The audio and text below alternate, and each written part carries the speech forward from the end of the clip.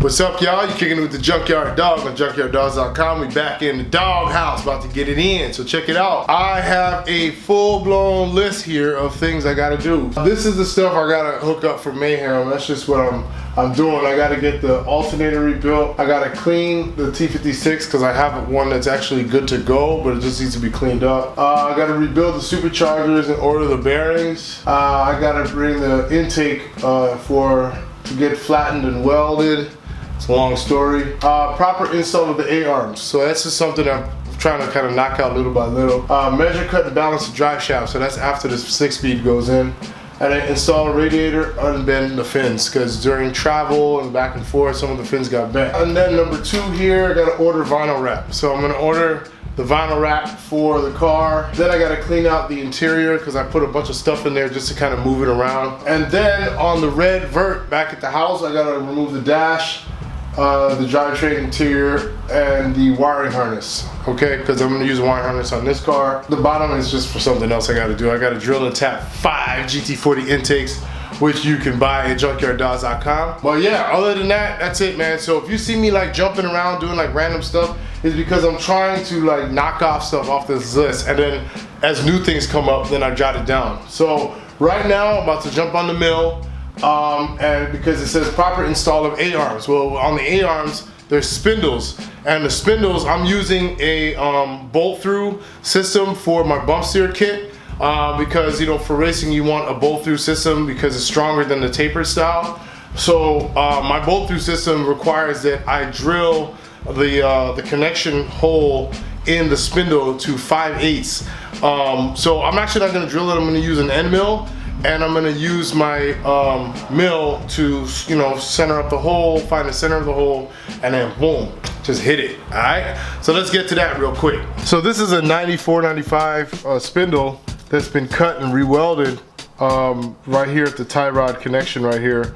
Apparently, you know, when it's out too far, then it's hard to get the proper steering angle, and it's hard to get the full throw of the steering, so they cut it and shorten it. That's what I think it is, because remember, I'm new to drifting, so I bought these spindles done already, so I'm assuming that's what that is, but don't quote me on that because I don't know everything. So yeah, that's what it is for what I think it is.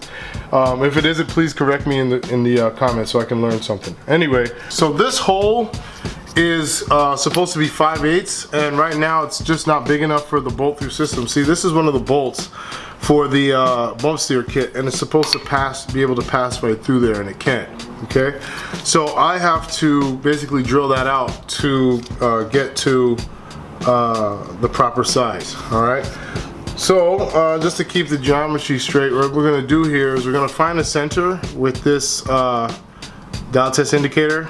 So basically how it works is you stick it in the hole like this, and then you kind of rotate it and try to find the center of the hole by messing with it. So you put it in like that, and then you kind of spin it around, and that's how you look for the center of it through the spindle. Okay, once we find the center of this hole, then we could swap it out and put in this 5/8 end mill right here. We're using the a 4-flute end mill because this is cast iron and not aluminum. So we're gonna use this 5/8 end mill here and go right through it, and it should go perfectly fine. So to keep this flat, we put 2 parallels on inside of the vise here, and we mounted this flat on the parallels and then tapped it down with a hammer.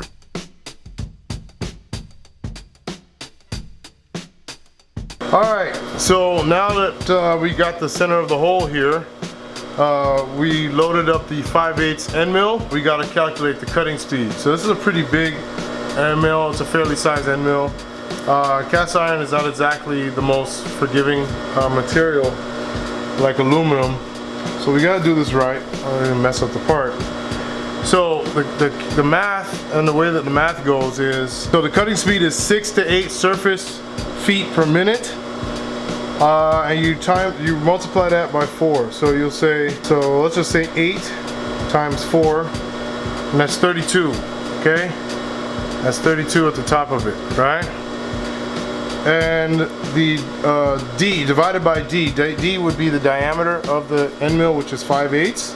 So 5 divided by 8 equals 0.625, right? So we're gonna say, so what we're gonna do is we're gonna say cutting speed, which is 8 times 4 divided by 0.625. So we got 51.2. It's pretty slow, you know. So cast iron needs to be, you need to deal with cast iron in a slow kind of way. So when we look up here, we're gonna see that there is a speed up there for 55. So that's where we're gonna set it. All right. So we're gonna go ahead and we've set the machine to 50. You see how slow that is? Guys, I'm telling you, cast iron is very brittle. And if you try to cut it like steel, it'll just break apart. So you gotta just take your time here. Let's readjust our arm. Just take your time. All right. Okay, I'm gonna spray a little bit of WD-40 on there. I just apply a little bit of pressure. You want to go slow with this, guys, because I'm telling you, cast iron's funny. It's not forgiving. All right, so we're all the way through now. Pull him on out. Okay, let's check the bolt fitment here. And the bolt goes through. Boom, we're in the game. The cut's super clean. Very professional, not oblong. That's right. We out here. Junkyard Doggin. Yeah. So you see, guys, bolts go through now. So check it out. On this beautiful Saturday, what we're gonna be doing is a whole lot of car stuff. All right, so check it out. So we have the red Vert here. You guys saw me bring back a few months ago, drive like a charm. But it's all bashed up and the paperwork is horrible on it. Can't get the paperwork on it. So as you can see here, got all smashed, crashed, and bashed, okay? Interior is okay. Motor runs tits, like it's amazing. It runs so good, right? So we're gonna take the motor out of this and we're gonna stick it in this coupe. Okay, it's a notchback that I picked up from the homie. Now, we got like a little deal hooked up. I know everybody seems to think like I got lots of money. I don't have lots of money, I get lots of opportunities. That's a totally different thing. So when somebody has an opportunity for me to get something for a good price, or to let me make payments on it, or take my time and give them the cash, it's a little different. You start coming across opportunities because people trust you, and I don't betray their trust. Guys, that's one of those things when they say credit, man. That's pretty much what it is. People give me credit because they trust me. And the last thing I'm thinking about doing, or actually maybe even the first thing, just because it might be quick, this car starts, I bought this to kind of drive around. I've drove it around a couple times. It idles like crap.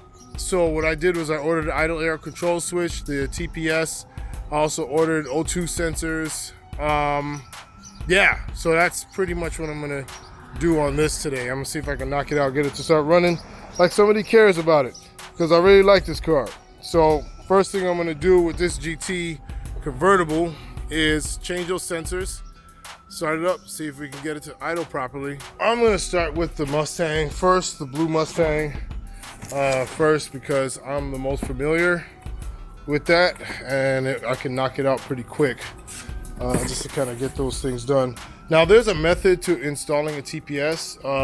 There is an actual method to that. That's not something that you just take off and bolt back on.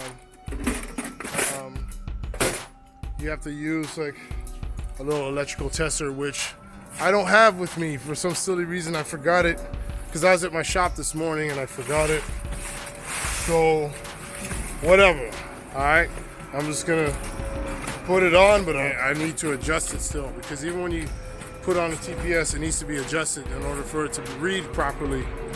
And I'll show you guys that on another episode. But right now, I'm just gonna change these sensors and hopefully it starts running okay.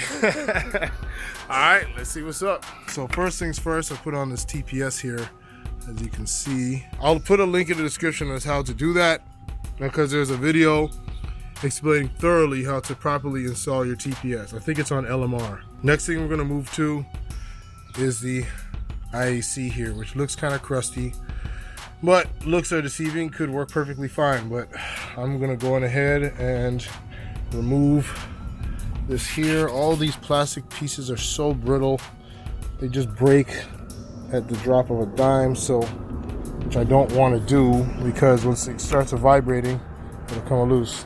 There, it's off. So once you remove that, these are two 5/16 or 8mm, whichever one that you could find in your toolbox to remove this, clean the gasket surface, and install the new one. So here's the new IACs for Motorcraft. Don't buy anything else other than the Motorcraft stuff. Everything else is trash, especially the Duralast or whatever the hell. That stuff doesn't work.